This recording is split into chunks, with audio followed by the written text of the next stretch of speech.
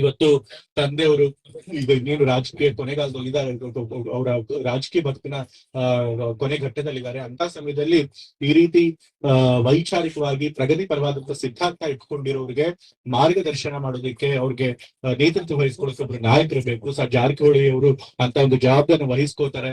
ಕಾಂಗ್ರೆಸ್ ಪಕ್ಷ ಸಿದ್ಧಾಂತದಲ್ಲಿ ನಂಬಿಕೆ ಇಟ್ಕೊಂಡಿರುವಂತ ಎಲ್ಲ ರಾಜಕಾರಣಿಗಳಿಗೆ, ಯುವ ನಾಯಕರಿಗೆ ಅವ್ರು ಮಾದರಿಯಾಗಿ ನಮ್ಮನ್ನು ಮುನ್ನಡೆಸ್ತಾರೆ ಅನ್ನೋ ಒಂದು ನಂಬಿಕೆ ನನಗಿದೆ.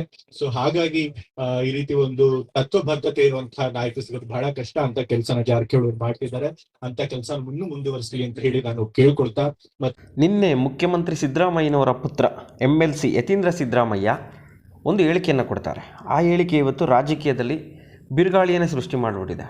ಒಂದು ಕಡೆ ಸಿದ್ದರಾಮಯ್ಯನವರ ವಿರೋಧಿಗಳು ಆ ಹೇಳಿಕೆಯನ್ನು ಬೇರೆ ರೀತಿಯಲ್ಲಿ ತಿರುಸ್ತಾ ಇದ್ದರೆ, ಕಾಂಗ್ರೆಸ್ ಪಕ್ಷದಲ್ಲಿರುವಂತಹ ಸಿದ್ದು ಹಿತಶತ್ರುಗಳು DCM DK ಶಿವಕುಮಾರ್ ಅವರನ್ನು ಎತ್ತಿಕಟ್ಟುವ ಕೆಲಸ ಮಾಡ್ತಾ ಇದ್ದಾರಾ ಅನ್ನೋ ಚರ್ಚೆ ಶುರುವಾಗ್ತಾ ಇರೋದು. ಯತೀಂದ್ರ ಸಿದ್ದರಾಮಯ್ಯನವರು ಸ್ಪಷ್ಟವಾಗಿ ಹೇಳ್ತಾರೆ, ಸತೀಶ್ ಜಾರಕಿಹೊಳಿ ಅವರು ನಮ್ಮ ತಂದೆಯವರ ರೀತಿ ತತ್ವ ಸಿದ್ಧಾಂತ ಇಟ್ಕೊಂಡಿರುವಂತಹ ನಾಯಕ, ವೈಚಾರಿಕತೆಯನ್ನು ಮೈಗೂಡಿಸ್ಕೊಂಡಿರುವಂತಹ ನಾಯಕ. ಈಗಿನ ಕಾಲಘಟ್ಟದಲ್ಲಿ ವೈಚಾರಿಕತೆಯನ್ನು ಮೈಗೂಡಿಸ್ಕೊಂಡ್ರು ಸಿಗೋದು ಬಹಳ ಅಪರೂಪ.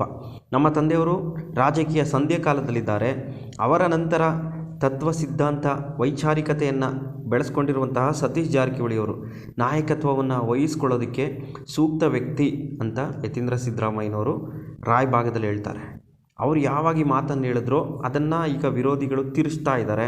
ಅವರೆಲ್ಲೂ ಕೂಡ ನಮ್ಮ ತಂದೆಯವ್ರನ್ನ ಮುಖ್ಯಮಂತ್ರಿ ಸ್ಥಾನದಿಂದ ಕೆಳಗಿಳಿಸಿ ಸತೀಶ್ ಜಾರಕಿಹೊಳಿ ಅವರನ್ನು ಮುಖ್ಯಮಂತ್ರಿ ಮಾಡಬೇಕು ಅನ್ನೋ ಅರ್ಥದಲ್ಲಿ ಹೇಳಿಲ್ಲ ಅನ್ನೋದು ಸ್ಪಷ್ಟವಾಗಿ ಗೊತ್ತಾಗುತ್ತೆ. ಅವ್ರು ಹೇಳ್ತಾ ಇರೋದು ಅಹಿಂದ ಚಳುವಳಿ ವಿಚಾರ ಅಂತ ರಾಜಕೀಯ ಪಂಡಿತರು ಹೇಳ್ತಿರೋದು. ಇವತ್ತು ಆ ವಿಚಾರಕ್ಕೆ ಸಂಬಂಧಪಟ್ಟಂತೆ ಸ್ವತಃ ಲೋಕೋಪಯೋಗಿ ಸಚಿವ ಸತೀಶ್ ಜಾರಕಿಹೊಳಿ ಅವರೇ ಸ್ಪಷ್ಟನೆಯನ್ನು ಕೊಡ್ತಾರೆ.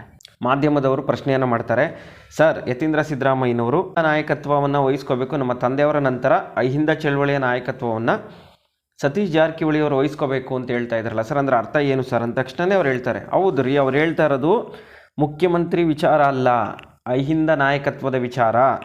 ಅಹಿಂದ ಸಂಘಟನೆ ಯಾವಾಗಲೂ ಬಲವಾಗಿರಬೇಕು. ಹೀಗಾಗಿ ಸಿದ್ದರಾಮಯ್ಯನವರ ನಂತರ ಅಹಿಂದ ನಾಯಕತ್ವವನ್ನು ಸತೀಶ್ ಜಾರಕಿಹೊಳಿಯವರು ವಹಿಸ್ಕೋಬೇಕು ಅನ್ನೋ ಅರ್ಥದಲ್ಲಿ ಹೇಳಿದ್ದಾರೆ ಹೊರತು ಮುಖ್ಯಮಂತ್ರಿ ಸ್ಥಾನವನ್ನು ಅವರು ಹೇಳಿಲ್ಲ. ಮುಖ್ಯಮಂತ್ರಿಗಳನ್ನು ಕೆಳಗಿಳಿಸಿ ನಾನು ಮುಖ್ಯಮಂತ್ರಿ ಆಗಬೇಕು ಅಂತ ಅವ್ರು ಹೇಳಿರೋದಲ್ಲ, ಅಥವಾ KPCC ಅಧ್ಯಕ್ಷರನ್ನು ಕೆಳಗಿಳಿಸಿ ನಾನು KPCC ಅಧ್ಯಕ್ಷ ಆಗಬೇಕು ಅಂತ ಹೇಳಿರೋದಲ್ಲ. ಅದು ಈಗ ಅಪ್ರಸ್ತುತ. ಇಬ್ಬರು ಕೂಡ ಉತ್ತಮವಾದ ಕೆಲಸ ಮಾಡ್ತಾ ಇದ್ದಾರೆ. ಈಗ ಆ ವಿಚಾರ ಚರ್ಚೆಗೆ ಬರೋದೇ ಇಲ್ಲ. ಅವ್ರು ಹೇಳಿರೋದೇ ಬೇರೆದು. ಹೀಗಾಗಿ ಮುಖ್ಯಮಂತ್ರಿ ಬದಲಾವಣೆ ಅನ್ನೋ ಮಾತು ಬೇಕಾಗಿಲ್ಲ.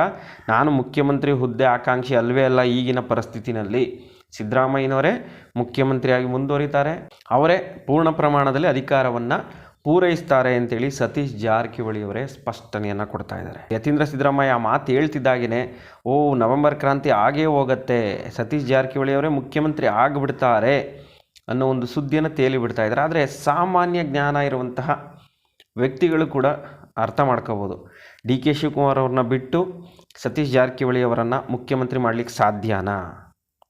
ಅದು ಈಗಿನ ಪರಿಸ್ಥಿತಿನ ಸಾಧ್ಯವಾಗುತ್ತಾ? ಒಂದು ವೇಳೆ ಸಿದ್ದರಾಮಯ್ಯನವರು ಮುಖ್ಯಮಂತ್ರಿ ಸ್ಥಾನದಿಂದ ಕೆಳಗೆ ಇಳಿಸಿದ್ದೇ ಆದರೆ DK ಶಿವಕುಮಾರ್ ಅವರೇ ಆ ಸ್ಥಾನವನ್ನು ವಹಿಸ್ಕೋತಾರೆ ಹೊರತು ಬೇರೆ ಯಾರೂ ವಹಿಸ್ಕೊಳ್ಳೋದಕ್ಕಾಗಲ್ಲ. ಸಾಮಾನ್ಯ ರಾಜಕೀಯ ಜ್ಞಾನ ಇರುವಂಥ ಪ್ರತಿಯೊಬ್ಬರಿಗೂ ಗೊತ್ತು. ಆದರೂ ಕೂಡ ಯತೀಂದ್ರ ಸಿದ್ದರಾಮಯ್ಯನವ್ರ ವಿಚಾರವನ್ನು ಇಟ್ಕೊಂಡು ಸತೀಶ್ ಜಾರಕಿಹೊಳಿ ಮುಖ್ಯಮಂತ್ರಿ ಆಗ್ಬಿಡ್ತಾರಂತೆ, ಸಿದ್ದರಾಮಯ್ಯನವ್ರನ್ನ ಇಳಿಸ್ಬಿಡ್ತಾರಂತೆ ಅಂತೆಲ್ಲ ಅರ್ಥವಿಲ್ಲದ ಮಾತುಗಳೇ ಇವತ್ತು ಚರ್ಚೆಯಲ್ಲಿ ನಡೀತಾ ಇರೋದು. ಈ ವಿಚಾರದಲ್ಲಿ ಸಿದ್ದರಾಮಯ್ಯನವರಾಗಲಿ ಅಥವಾ DK ಶಿವಕುಮಾರ್ ಅವ್ರಿಗಾಗಲಿ ಸ್ಪಷ್ಟನೆ ಇದೆ. ಸಿದ್ದರಾಮಯ್ಯನವರು ಮುಖ್ಯಮಂತ್ರಿ ಸ್ಥಾನದಿಂದ ಕೆಳಗಿಳಿದು ಸತೀಶ್ ಜಾರಕಿಹೊಳಿ ಅವ್ರನ್ನ ಮುಖ್ಯಮಂತ್ರಿಯನ್ನಾಗಿ ಮಾಡಿಬಿಡ್ತಾರೆ ಅಂತ DK ಶಿವಕುಮಾರ್ ಅವರು ಕೂಡ ಒಪ್ಪೋದಿಲ್ಲ.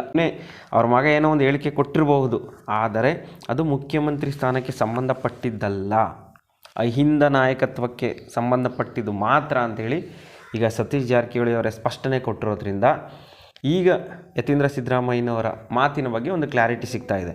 ಹೌದಲ್ವ, ಯತೀಂದ್ರ ಸಿದ್ದರಾಮಯ್ಯ ಅವರು ಈ ರೀತಿಯೇ ಹೇಳಿರಬಹುದು. ಯಾಕಂದರೆ ಅಹಿಂದ ಸಂಘಟನೆ ಶುರುವಾದಾಗಿನಿಂದನೂ ಅಹಿಂದ ಚಳುವಳಿಗೆ ಆರ್ಥಿಕವಾಗಿ ಸಹಾಯ ಮಾಡ್ತಾ ಬಂದಿದ್ದವರು ಸತೀಶ್ ಜಾರಕಿಹೊಳಿ. ಮುಖ್ಯಮಂತ್ರಿ ಸಿದ್ದರಾಮಯ್ಯನವರ ನೆಚ್ಚಿನ ಶಿಷ್ಯ ಅಂತಲೇ ಸತೀಶ್ ಜಾರಕಿಹೊಳಿ ಅವರು ಕರೆಸ್ಕೋತಾರೆ. ಆ ಕಾಲದಿಂದನೂ ಅಹಿಂದ ಸಂಘಟನೆಗೆ ಸಿದ್ದರಾಮಯ್ಯನವರಿಗೆ ಬೆನ್ನೆಲುಬಾಗಿ ನಿಂತವರು ಸತೀಶ್ ಜಾರಕಿಹೊಳಿ, ಲಕ್ಷ್ಮೀ ಸಾಗರ್, CM ಇಬ್ರಾಹಿಂ, ಮಹಾದೇವಪ್ಪ, BR ಪಾಟೀಲ್ ಈ ರೀತಿಯ ನಾಯಕರು. ಅದರಲ್ಲಿ ಸತೀಶ್ ಜಾರಕಿಹೊಳಿಯವರು ಇತ್ತೀಚಿನ ದಿನಗಳಲ್ಲಿ ತಾವು ಪ್ರಗತಿಪರ ಅನ್ನೋದನ್ನು ಪ್ರತಿಯೊಂದು ವಿಚಾರದಲ್ಲೂ ಪ್ರೂವ್ ಮಾಡ್ತಿರ್ತಾರೆ. ಈ ಎಲ್ಲ ಕಾರಣಗಳಿಂದ ಯತೀಂದ್ರ ಸಿದ್ದರಾಮಯ್ಯ ನಾಯಕತ್ವವನ್ನು ಸತೀಶ್ ಜಾರಕಿಹೊಳಿಯವರೇ ವಹಿಸ್ಕೋತಾರೆ. ನಮ್ಮ ತಂದೆಯವರ ನಂತರ ಅನ್ನೋ ಮಾತನ್ನು ಹೇಳಿದ್ದಾರೆ ಹೊರತು ಮುಖ್ಯಮಂತ್ರಿ ವಿಚಾರದ ಬಗ್ಗೆ ಅವ್ರು ಹೇಳೇ ಇಲ್ಲ ಅಂತೇಳಿ ಈಗ ರಾಜಕೀಯ ವಲಯದಲ್ಲಿ ಚರ್ಚೆ ಶುರುವಾಗಿರೋದು. ಮತ್ತು ಸತೀಶ್ ಜಾರಕಿಹೊಳಿ ಅವರು ಕೂಡ ಈ ವಿಚಾರದಲ್ಲಿ ಸ್ಪಷ್ಟನೆ ಕೊಟ್ಟಿರೋದ್ರಿಂದ ಮುಖ್ಯಮಂತ್ರಿ ಸ್ಥಾನ ಬದಲಾಗತ್ತೆ ಅನ್ನೋ ವಿಚಾರಕ್ಕೆ ತಾತ್ಕಾಲಿಕ ಬ್ರೇಕ್ ಬೀಳಬಹುದು. ಇವತ್ತು ತಂದೆಯವರು ಈಗ ಇನ್ನೇನು ರಾಜಕೀಯ ಕೊನೆಗಾಲದಲ್ಲಿ ಇದ್ದಾರೆ, ಅವರ ರಾಜಕೀಯ ಬದುಕಿನ ಕೊನೆ ಘಟ್ಟದಲ್ಲಿದ್ದಾರೆ. ಅಂತ ಸಮಯದಲ್ಲಿ ಈ ರೀತಿ ವೈಚಾರಿಕವಾಗಿ ಪ್ರಗತಿಪರವಾದಂತಹ ಸಿದ್ಧಾಂತ ಇಟ್ಕೊಂಡಿರೋರಿಗೆ ಮಾರ್ಗದರ್ಶನ ಮಾಡೋದಕ್ಕೆ, ಅವ್ರಿಗೆ ನೇತೃತ್ವ ವಹಿಸ್ಕೊಳ್ಳೋಕೆ ಒಬ್ರು ನಾಯಕರು ಬೇಕು. ಜಾರಕಿಹೊಳಿ ಅವರು ಅಂತ ಒಂದು ಜವಾಬ್ದಾರಿನ ವಹಿಸ್ಕೋತಾರೆ. ಕಾಂಗ್ರೆಸ್ ಪಕ್ಷ ಸಿದ್ಧಾಂತ ನಂಬಿಕೆ ಇಟ್ಕೊಂಡಿರುವಂತ ಎಲ್ಲ ರಾಜಕಾರಣಿಗಳಿಗೆ, ಯುವ ನಾಯಕರಿಗೆ ಅವ್ರು ಮಾದರಿಯಾಗಿ ನಮ್ಮನ್ನು ಮುನ್ನಡೆಸ್ತಾರೆ ಅನ್ನೋ ಒಂದು ನಂಬಿಕೆ ನನಗಿದೆ.